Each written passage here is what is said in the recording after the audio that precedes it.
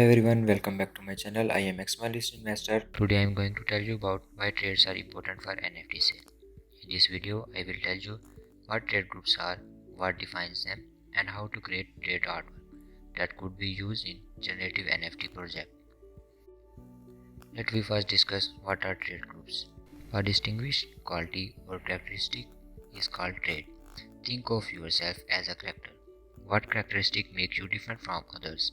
This brings us to dissecting the character in order to understand what traits construct a character.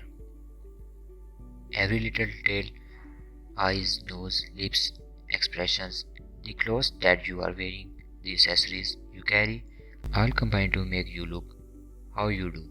Therefore, these can be classified as traits. Now, in order to understand how these are used in PFF projects, let's take one. I have taken Bored Ape Yacht Club as an example here. These apes have certain characteristics that distinguish them from the rest, namely background, clothes, earrings, eyes, fur, hairs, and mouth. So basically, these apes are a combination of 7 traits. Observe how they have a number at the right of each trait. This brings us to understand subtraits. Now we discuss what are subtraits. Those numbers that you see on the right of this board trait group represent the subtrait that our parent traits consist of. In that case, there are 7 background traits, 43 cloth traits, 6 earring traits, 27 eye traits, 19 fur traits, 36 head traits, and 33 mouth traits, combining which give us a ape collection. Let's look at some examples. Here I have selected yellow as background, which present all apes which have a yellow background. The board trait group are therefore narrowed down to specific traits called subtraits that combine to produce a distinguished ape. The cell-less shirt here is subtrait that defines the clothes that the ape is wearing. In this case, there are 284 apes in the entire collection who are wearing a cell-less shirt. Similarly, to produce this result, I selected cheetah from the fur trait group. The fur is trait group and fur defines it is cheetah here.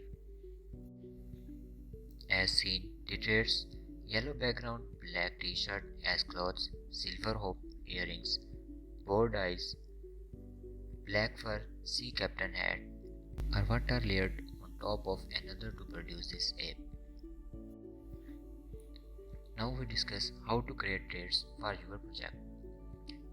Let's take a panda as our character. See how we can create it using traits. The panda that you see can be deconstructed into 7 group traits: background, body, eyes, head, mouth, clothes, and neck piece. As seen, there are 7 different artboards having a trait that is layered on the top of each other to produce the panda. It's essential to keep in mind all use cases while deciding how to layer. For example, the eye and mouth layer will always be on the top of body layer. The head can cover a portion of face, therefore it's always be on the top of eyes layer, or else the eyes will appear to be stuck on the head. To create a generative collection, single options for each trait won't work. You need to have multiple set of each trait to combine it with other trait groups and form a generative collection. Now that we are done with creating trait sets and trait artworks for our collection, we can proceed to generate them.